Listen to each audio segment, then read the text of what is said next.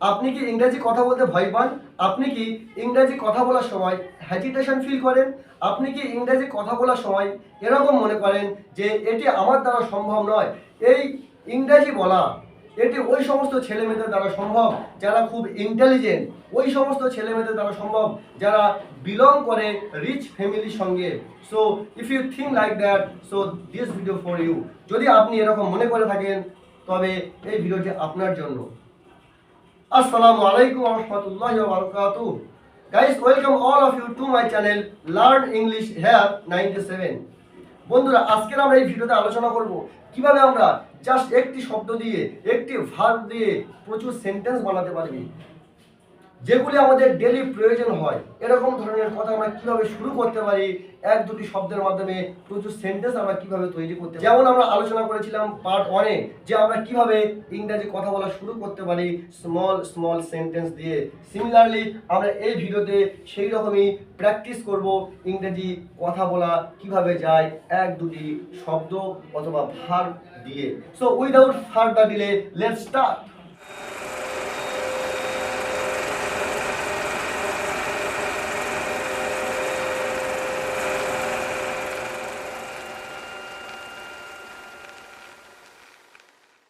So বন্ধুরা, প্রথমে লেখা আছে পুনরায় করা।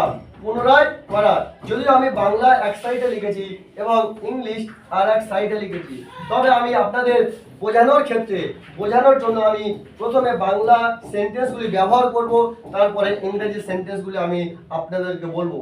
সো প্রথমে লেখা আছে পুনরায় করা। পুনরায় করা মিন্স রিপিট। কোনো কাজ যখন আমরা পুনরায় করব, মানে একবার করা হয়ে গিয়েছে আবার করার কথা বলা হচ্ছে বা করা বোঝানো হচ্ছে, সেক্ষেত্রে আমরা রিপিট ব্যবহার করব। পুনরায় করা মিন্স রিপিট। নেক্সট, আপনার শেষ শব্দটি পুনরায় বলেন। আপনার শেষ শব্দটি পুনরায় বলেন মিন্স, প্রথমে আমরা লিখব পুনরায় বলেন মিন্স রিপিট। রিপিট, আপনার শেষ শব্দটি your last word. Repeat your last word. আপনার শেষ শব্দটি মিন্স মানে your last word. Repeat your last word means আপনার শেষ শব্দটি পুনরায় বলেন। সেকেন্ড, বইটি পুনরায় পড়ো। বইটি পুনরায় পড়ো। আমরা পুনরায় পড়ার ক্ষেত্রে আমরা ব্যবহার করব রিপিট।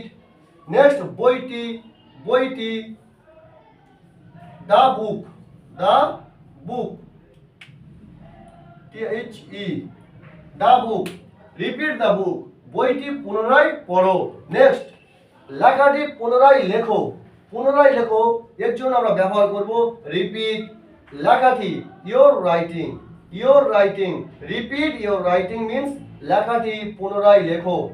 নেক্সট, প্রশ্নটি পুনরায় বলেন।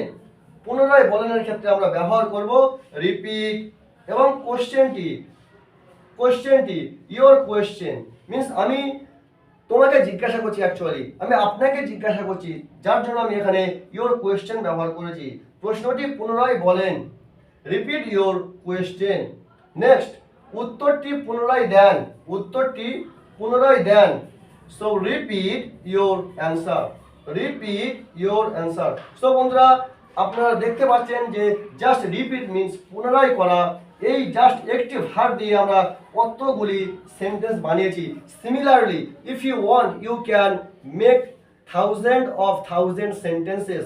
যদি আপনিও চান এরকম হাজার হাজার সেন্টেন্স জাস্ট একটি ভার্ব দিয়ে তৈরি করতে পারবেন। সো বন্ধু, চলুন দেখা যাক দ্বিতীয় অন্য কোনো শব্দ দিয়ে এরকম প্রচুর সেন্টেন্স কিভাবে বানানো যায়। দেখুন, দ্বিতীয় একটি নতুন শব্দ নিয়ে আপনাদের সামনে এসেছি।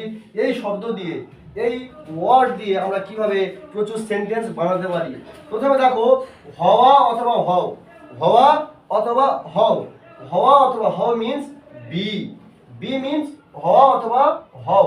যদি আমরা বলি সাবধান হও, সাবধান হও। So be careful. Be means হও, সাবধান মিন্স কেয়ারফুল। বি কেয়ারফুল, সাবধান হও।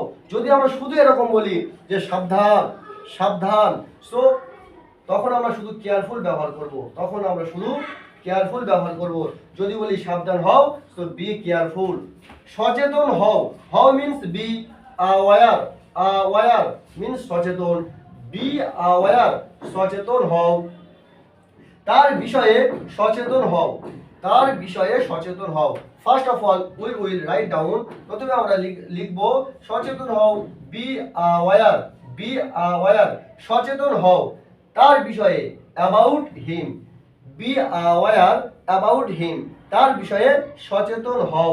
যদি আমরা বলি সাবধান হও তোমার ভবিষ্যতের বিষয়ে, সাবধান হও তোমার ভবিষ্যতের বিষয়ে, সো বি কেয়ারফুল মিন্স সাবধান হও, বি কেয়ারফুল মিন্স সাবধান হও, অ্যাবাউট ইওর ফিউচার, তোমার ভবিষ্যতের বিষয়ে।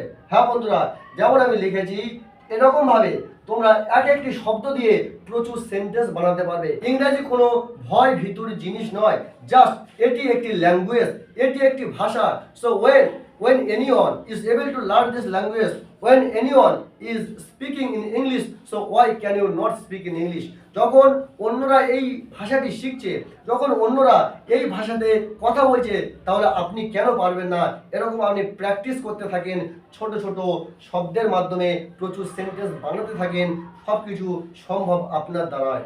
সো গাইস, এটাই ছিল আজকের ভিডিও, এবং এর পরে আমরা এটা ছিল পার্ট 2 এবং পার্ট 3, পার্ট 4, 5, 6, 7, সো 7 পর্যন্ত আমরা এরকম পার্ট আনবো।